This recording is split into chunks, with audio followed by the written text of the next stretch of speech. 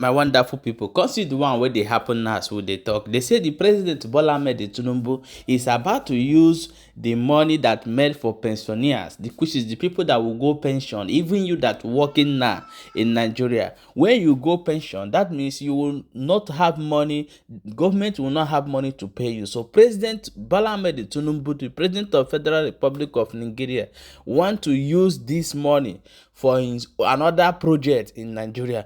I want to play this video for you to watch, for you to see what is happening right now. Watch the video.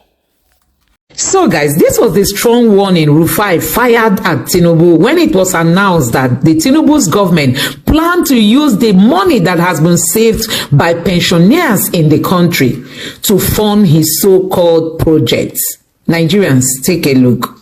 Please don't touch my money. Don't touch my pension funds. Don't touch my future. I beg you. If you cannot get money to run a nation, that's your problem. You campaigned that you were going to get money to run a nation effectively and provide infrastructure. Don't touch our pension fund. The law talks about 5% infrastructure because you don't want to hedge the future of workers that you can't even pay 70,000 wage now. Pensions are very low already. Since we came to this pension scheme under Sh0ćk, don't touch it. It's not today they've been muting this idea. They've just seen at first it grew from about 13 trillion a couple of years ago to about now 20 trillion. You just see the post there, you want to touch it. Don't touch the PSS. Don't touch it at all. Because we've seen the recklessness of which you manage it. We are talking about funds and things like that. It's only the statutory 5% you should mop up. The rest, don't touch it. Because you have done nothing to help the workers. There's still a lot of pensions being owed by every state governments. Yes. Still owe these workers a lot of the pension. Pension is still a lot of money that's still owed. If that money comes into the fund, the pot should be bigger than it. So please, let's not even go there at all. You have taxed people, there's inflation raging hard, and the little thing about their future. Now you want to go ahead and you are muting the idea. Don't even think of it at all. Atiku Abubakar is 100% correct on this. Apart from the 5% threshold you can touch for infrastructure investment, don't touch it for that because we've seen how you mismanage the money, inflate contracts and things like that. Then you are talking about pension fund, where the coastal road has a lot of priority. You are going to expend over 1 trillion. You quickly approve money now for the section 2 of the coastal road. When you are saying you can fix the money to house and other things, don't touch pension. And I know I'm speaking in the minds of millions of Nigerian workers this morning. Don't touch it. All right. Leave it alone. I mean, this is the great thing. This is the... So guys, we'll get back to this video, but before then, take a look at these headlines. Nigeria is one of the countries affected by terrorism. This is a 2024 report. Also, Nigeria is among the countries with highest poverty rates. We all know that Nigeria is the headquarters for poverty. Also, Nigeria tops in global out-of-school children rating. That is the country we have. Don't forget, Nigeria tops homeless people list in 2024. So guys, there are a whole lot of problems in this country. And you know what? This government does not even care. You can imagine they've apportioned 90 billion for people going to Hajj. Reactions have trailed President Bola Ahmed Tinubu's approval of 90 billion naira to subsidize the cost of this year's Hajj pilgrimage. Vice President Sh0ćk made the announcement during the inaugural Hajj airlift at the Sir Ahmadu Bello International Airport in Kebbi State on Wednesday. Nigerians keep wondering what is even wrong with the kind of leaders we have.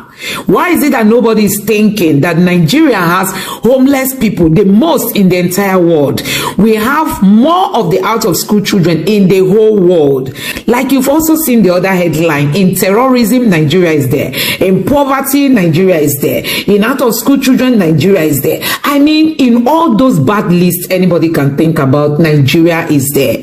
And you know, the North is happy that Tinubu has given them 90 billion to go to Hajj, when the North is having the most number of out-of-school children. The leaders and politicians in the North do not even consider the future of their children.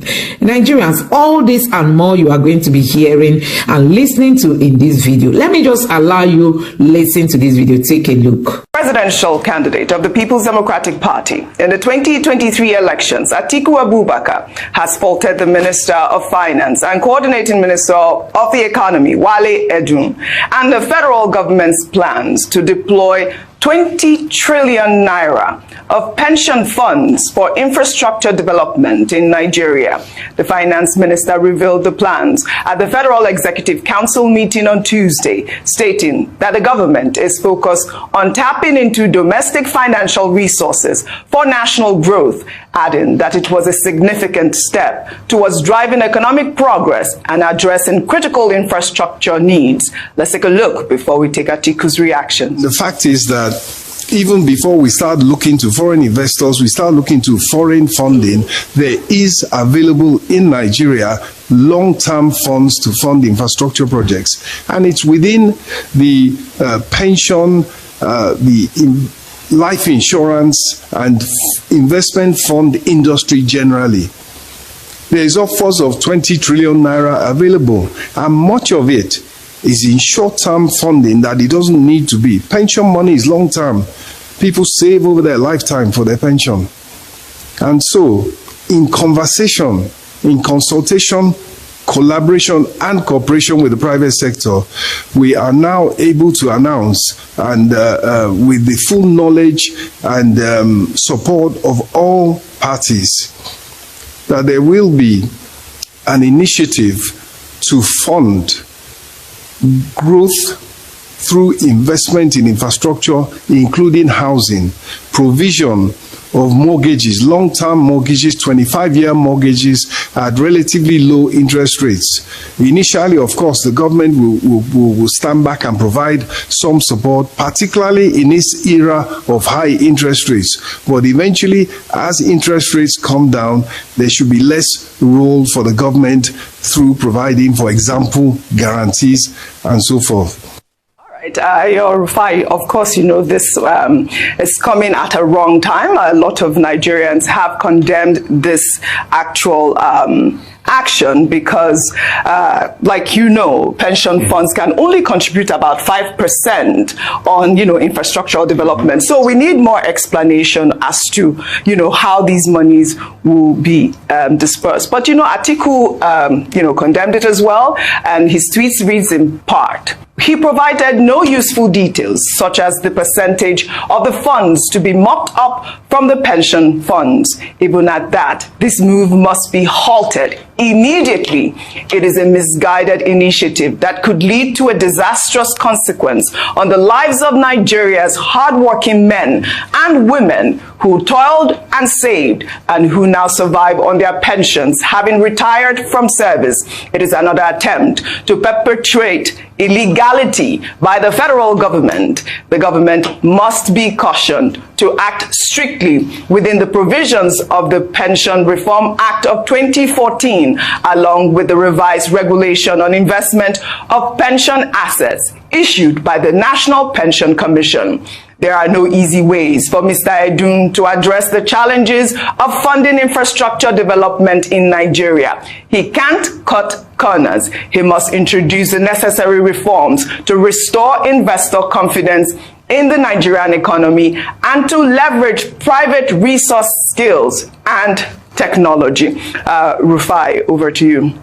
I mean, Oji, this matter concerns me because I have my money, my pension money in that 20 trillion. Please don't touch my money. Don't touch my pension funds. Don't touch my future. I beg you. If you cannot get money to run a nation, that's your problem. You campaigned that you were going to get money to run a nation effectively and provide infrastructure. Don't touch our pension fund. The law talks about 5% infrastructure because you don't want to hedge the future of workers that you can't even pay 70,000 wage now. Pensions that are very low already. Since we came to this pension scheme under Sh0ćk, don't touch it.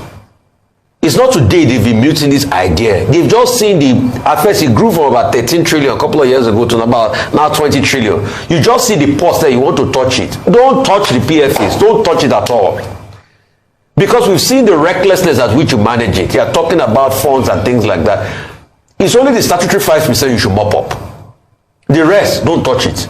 Because you have done nothing to help the workers. There's still a lot of pensions being owed by state governments. Yes. Still owe these workers a lot of the pension. Pension arrears is still a lot of money that is still being owed. If that money comes into the fund, the pot should be bigger than it. So please, let's not even go there at all. You have taxed people, there's inflation raging hard, and the little thing about their future, now you want to go ahead and you are muting the idea. Don't even think of it at all. Atiku Abubakar is 100% correct on this. Apart from the 5% threshold you can touch for infrastructure investment, don't touch it for that, because we've seen how you mismanage the money, inflate contracts and things like that. Then you are talking about pension fund, where the coastal road has a lot of priority. You are going to expend over 1 trillion. You quickly approve money now for the section 2 of the coastal road. Maybe I say you can fix that money to housing and other things. Don't touch pension. And I know I'm speaking the minds of millions of Nigerian workers this morning. Don't touch it. All right. Leave it alone. I mean, this is the great thing. This is the great thing of having a strong, opposition. I mean, we have seen Atiku Abubakar, always come out to challenge the federal government, and I think that this is something that they should look into. But before I come to you, Ayo, in another development, reactions have trailed President Bola Ahmed Tinubu's approval of 90 billion naira to subsidize the cost of this year's Hajj pilgrimage. Vice President Sh0ćk made the announcement during the inaugural Hajj airlift at the Sir Ahmadu Bello International Airport in Kebbi State on Wednesday. In his speech, Sh0ćk emphasized the president's commitment to religious pilgrimage and urged intending pilgrims to pray for the success of the administration and to act as good ambassadors for Nigeria by observing all Hajj protocols in Saudi Arabia. The President approved the release of 90 billion naira to subsidize the cost of pilgrimage for this year's Hajj. Therefore, I urge you not to relent in praying for the success of this administration, for the peace and progress of our country that we are proud to call our motherland. All right, priorities, priorities, priorities. This is what we've always been advocating on this program. I mean, they want to touch pension funds, like we talked about, money and then now it's 90 billion, not 1 million, not 1 billion, 90 billion. Well, let me take some reactions before I come to you. Hey, Rhodes. I'm curious to understand the rationale behind the government subsidizing Hajj in a country facing hunger and food shortages. While it is important to fulfill religious obligations, it seems more prudent to prioritize addressing the immediate needs of the population. Olu wrote, taxpayers' money is being spent on religion that should be personal. But they said Nigeria is a secular state. Well, I hope they will sponsor Christian pilgrimage to Jerusalem too. But honestly, we don't need this right now. Pint of Gary is 3,500 naira. Poor men are struggling to breathe. Shall we quote President Bola Ahmed Tinubu, let the poor breathe. I mean, this, I believe, should also be looked into. Ayo. Totally looked into, and I'm glad that you're taking this story straight after we've talked about the fact that they want to touch pension funds to be able to fund infrastructural projects. Now, there are two things. The first thing is that, yes, great idea that the government wants to invest in infrastructure. The other part of it is where the source of funding would come from. And so rather than attract the much needed investment in infrastructure, this government has taken what would be said to be the easy way out in terms of finding revenue. Of course, it's not free money like Alhaji Atiku Abubakar had mentioned. It's money that would have to be paid back, and it's money that belongs to the people. And there's also a concern, and this I think is the biggest, as to how the funds will even be managed if they succeed in touching the 20 trillion naira. Because if we would take the money and then we'll be subsidizing 90 billion naira for Hajj, or be spending money, I know they say it's infrastructure, but at the end of the day they'll say, oh, something came up, we have to spend money on that. And that's what we talk about, that when we borrow money, what the money is actually used for. We don't seem to look like a serious nation. If at this point we are still paying 90 billion naira, this year's school feeding program is budgeted to be 100 billion naira, 10 billion naira shy of this money for Hajj. Do you know how many children can be fed in school, and then the effect on that, or the impact on that, in terms of having more children in school, especially in the north, which has the largest number of out of school children in the world? Do you know how much money that would go into? Absolutely. I'm not saying that people shouldn't go to Hajj. Go to Hajj. But let it come from your personal pocket. Or let private, there are generous private individuals or organizations who might want to take this up as CSR. We need to be honest with ourselves as a nation. Yes. We keep saying, don't touch religious things. Religion is very personal. Mm-hmm. Your faith in God is personal in terms of the fact that you choose to follow God in this manner. And if you're going to do anything, then if there are good, willing, well-meaning Nigerians who want to do it, then let them go ahead and do it. We need to be honest with ourselves. The second part of this is that someone said in the Twitter handle that if you did this for Muslims, then you do for. So it means that you're looking at 180 billion naira for religious obligations. Does that? Yeah, and traditional. So what it means, it breaks them because it's taxpayers' money. This is it. So as you were saying with Fire about pensions, that this is my money. This 90 billion, I hope Nigerians know that this is our money. Yeah. This is our commonwealth. Yeah. And a few people are going to enjoy 90 billion naira of that to fulfill their personal religious obligations. It doesn't make sense and it doesn't show that we're serious about it. Well, we are glad, hopefully, that this government is a listening government. I hope that they are listening at this point. But, talking about travel in the meantime, following reports of a faulty presidential aircraft, a member of the House of Representatives, Ali Issa, has suggested that President Bola Ahmed Tinubu should travel by road or use commercial flights for official engagements. Issa was contributing to a motion sponsored by the chairman of the House Committee on National Security and Intelligence, Satomi Ahmed, to probe the status of the presidential fleet. Let's take a look. Mr. Speaker, since an issue has been raised, I will advise that the President should suspend using the presidential aircraft. If there is need, he can use either commercial or chartered aircraft. And another options, if that will also help Nigerians. If the President can travel by road, then Nigerians will have hope that our roads will be repaired soon. So, Mr. Speaker, my president to use road to go to Europe. No, I'm not saying my president should go by road to Europe. You can use, Mr. Speaker. My president should use road British Airways to attend meetings in Europe and UK. But you are not using road to go to UK. The last time I checked, you were not traveling by road. And you want the president to travel by road to UK. Can we hear from the minority leader? I think our legacy has finished. Mr. Speaker, minority leader should continue from where I stopped. As funny as this sound, it's all about, talking about cutting the cost of governance. I said, Pelumi did it. Why can't the president travel by road? Well, you're saying it's a joke. But so he should travel by road. But obviously, within the country. Oh, yes, of course. I think that's what he actually did for them. I'm saying that human beings have done it before. For them to take that. Obviously, not for official duty.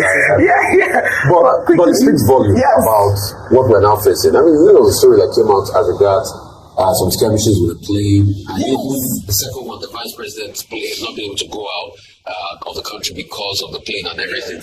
One thing needs to be done as regards the presidential fleet. We need to do the maintenance as much as possible and all of that. But also, it doesn't stop the fact that we need to cut cost of government one way or the other. If we can't really afford the presidential fleet, I don't think we should keep it.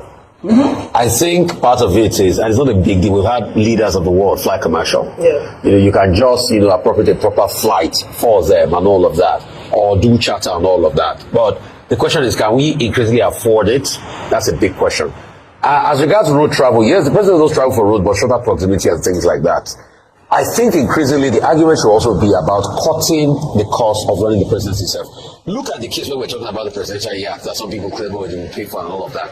I think it also comes to the front for that conversation. But I think also largely that we should be able to service the presidential fleet if it has any problems and ensure it's fit for purpose, but also try as much as possible to be able to cut that cost one way or the other, because the cut needs to be cut.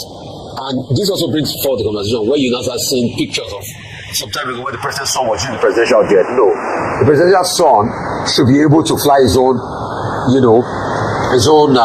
plane independently or wherever he wants to go to and things like that. But most importantly, we need to be able to cut the cost of government. But I don't subscribe to that guy saying the president travel for my car. But also, speaking of the presidential fleet, I have a problem with Nigeria that has multiple car producers having a presidential official car that is a Mercedes. I think what the government should now do is have a project called Project Nigeria Car One or something, where Nord, Innoson, Jet and other car makers are brought with their best engineers into a room to be able to make a proper presidential car that shows the strength of our auto industry and that also helps to grow the auto industry. It's not like the your Beast and everything that is made by Chevrolet, an American car maker. So that the presidential car officially is made by it's a bulletproof car and everything that's made by Nigerian car maker. That will also help promote the industry. Yes, but I think it is quite important that they actually do probe the presidential fleet. We can't keep having these breakdowns. But it's the point really is the fact that they should cut the cost of governance by reducing all of these travels and flights. You're going to say something. Can I just say that Liberian president, newly sworn in, President Boakai? No, is this Senegal's president? Is it Senegal's president? Okay. Yeah, Boakai is Liberia. He recently said he was going to fly commercial because the country couldn't afford for him to fly private. Even Senegal's president also has said something about having that sort of entourage and pageantry. Yes, cut it down. Yes. To cut down the cost of governance as well.